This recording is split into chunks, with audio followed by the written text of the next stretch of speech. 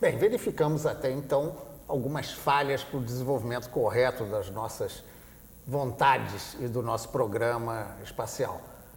Temos aí vários acordos feitos com China, com Ucrânia. Eu pediria ao Monserrat que resumisse um pouco desse acordo para a gente entrar na perspectiva de futuro. Qual será o nosso futuro espacial?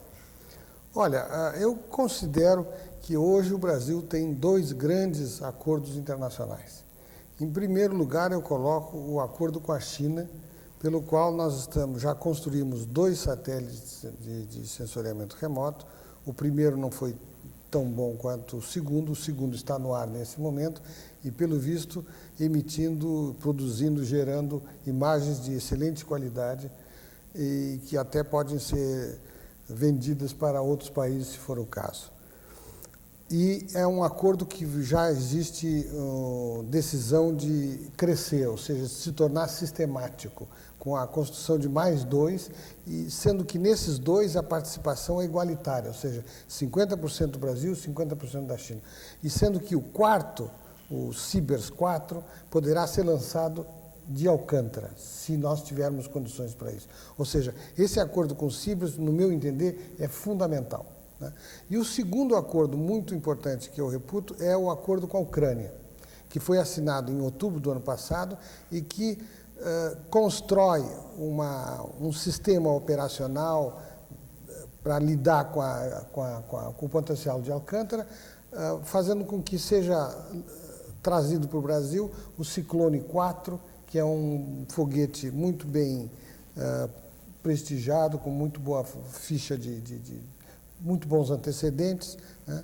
E que poderá, os 2, ou seja, a tabelinha Ciclone 4 Alcântara, oferecer ao mundo uma opção de lançamento comercial segura e econômica. Bem, já que falamos em Alcântara, segura e econômica, Paulo, com a sua experiência de trabalho na comissão, nós estamos livres, é difícil dizer, mas pelo menos mais garantidos da possibilidade de utilizarmos novamente a base de Alcântara sem riscos de vida, sem risco de acidente? Eu acho que depende do que vai acontecer daqui para frente. Se mudar a perspectiva de gerenciamento desse projeto, nós temos chance de ter sucesso, sim. Competência não falta, as pessoas que estão nesse projeto são extremamente competentes. Mas na parte do lançamento do veículo lançador em particular, eu acredito que o IAE, o programa espacial, tem 2 vertentes. O satélite, que é feito no INPE, que eu concordo integralmente com o Ivan. O INPE é uma instituição aberta, tem lá os seus segredos aqui e acolá, mas a instituição como um todo é aberta. O problema é que o outro lado, o IAE, faz apenas... O que é o IAE? É a outra metade que faz o veículo lançador, não o satélite, mas o foguete, em linguagem coloquial. E esta parte que é muito fechada. Então, precisa se colocar dentro do IAE ou do sucedâneo que vai ter daqui para frente algum outro tipo de trabalho que possa ser aberto para que o ambiente lá seja de colaboração científica. Tá, você, então, se tivesse que atribuir, na sua visão pessoal, para a gente apontar para o futuro, o principal erro e o principal acerto para evitar o acidente, ou seja, qual seria, na sua visão? Causas, eu sei que é difícil tentar colocar de uma maneira, mas o que seria o principal erro e o que nós de principal podemos fazer para acertar daqui para frente? Bom, o principal erro eu prefiro não dizer, porque seriam tantos que é difícil enumerar, são vários. Somatórios de coisas repetidas. Eu acho que o erro é o somatório de pequenos erros, esse aqui é o problema. E como fazer isso daqui para frente? Na minha opinião, este programa tem que passar a ser gerenciado por uma instituição única, que pode ser, por exemplo, a Agência Espacial Brasileira, mas não pode ficar sendo gerenciado em dupla cabeça, como tem sido feito até agora. Tem que haver uma gerência única, que pode ser exercida pela Agência Espacial Brasileira ou por qualquer outra instituição que se invente aí, mas tem que ser gerenciado de forma única. Bem, nessa questão da forma única, Tirso, você está lá em São José dos Campos, onde o Ivan já passou 20 anos. É possível essa unidade e o que é que você aponta como coisas necessárias para o futuro? Bom, eu acho que sim, eu concordo com o Paulo, eu acho que nós precisamos ter um rearranjo institucional. A Agência Espacial Brasileira, ela deveria ter o seu papel mais destacado, ela deveria ser o principal executor do Programa Espacial Brasileiro, porque do jeito que está meio confuso. E eu diria que, bom, enumerar o principal problema é um pouco difícil, mas eu acho que alguns deles são bem claros. O primeiro é que nós precisamos aproveitar tudo que já foi desenvolvido até agora, tanto na parte de foguetes quanto na parte de satélites. Nós temos aí um conhecimento científico e tecnológico acumulado que não pode ser desperdiçado. E nesse aspecto eu diria que é importante que nós passemos a formar mais pessoas, mais engenheiros especializados nesse programa. Nós temos que desenvolver vários hardwares, né, vários equipamentos que são fundamentais, que você não compra aí fora, como, por exemplo, sistemas de guiagem e de controle, tanto de foguete quanto de satélite. Isso não se encontra aí fora para vender, você tem que aprender, você tem que desenvolver. E sem uma política constante de aporte de recursos e investimento em pessoal, é complicado. Quer dizer, eu acho que é por aí. Nós temos que ter esse rearranjo institucional e uma vontade política de fazer a coisa funcionar. A gente vê que existem ilhas de excelência e um domínio tecnológico que não pode ser desperdiçado. Então, eu apontaria mais ou menos essa direção. É claro, concordo com o Paulo, tem várias coisas que precisam ser feitas, mas a que me vem agora são essas. Você concordou e o Paulo pediu para falar. Eu esqueci de complementar o fundamental da resposta que eu lhe dei.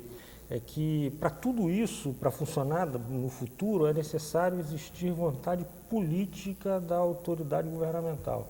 Isso é fundamental que exista e nós não temos visto isso.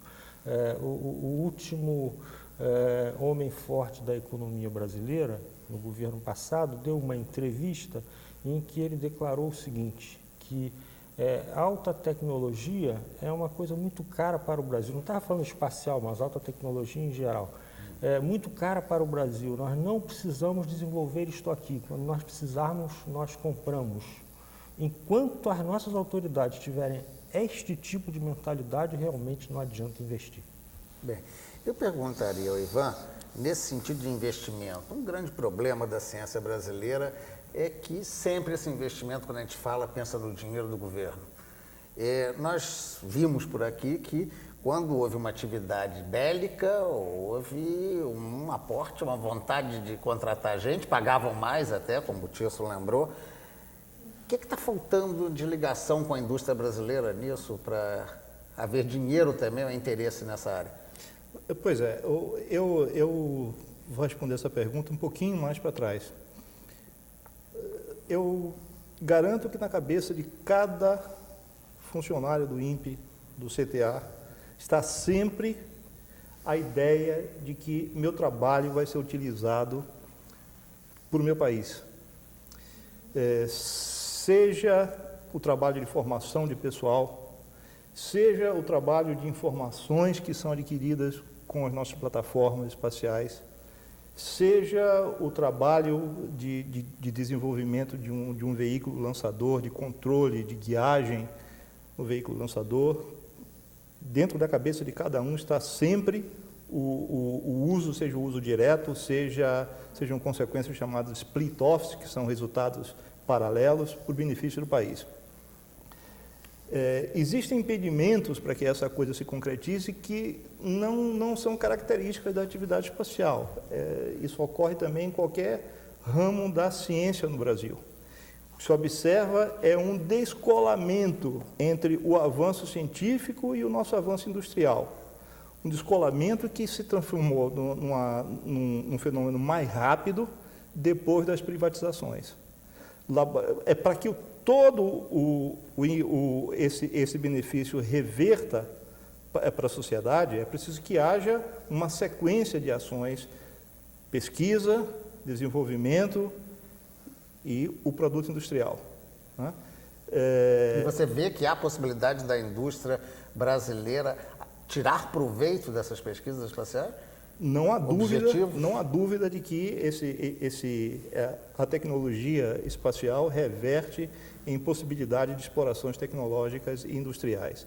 Agora, Você citaria um exemplo? Por exemplo, células solares de uso espacial. São células de silício que requerem uma eficiência extremamente elevada, são células que de custo extremamente alto, né? E que precisam ser então projetadas de um modo muito especial, né?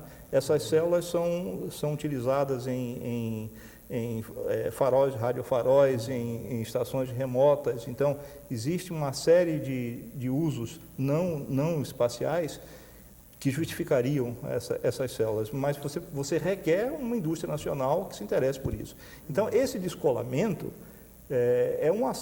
requer uma ação governamental, requer um planejamento estratégico para a nossa indústria, um projeto industrial brasileiro. Bem, nós já estamos em cima da hora para encerrar. Montserrat, sua última palavra quanto ao futuro, pouquíssimas palavras, nós já estamos com o tempo estouradinho. 2 palavras.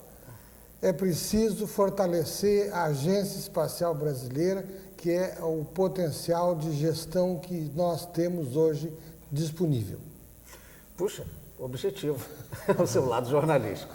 Bem, se você quiser dar alguma opinião sobre o nosso programa, alguma sugestão do que fazemos, nós temos um e-mail, né, ideias@tomeciencia.com.br. Escreva para a gente.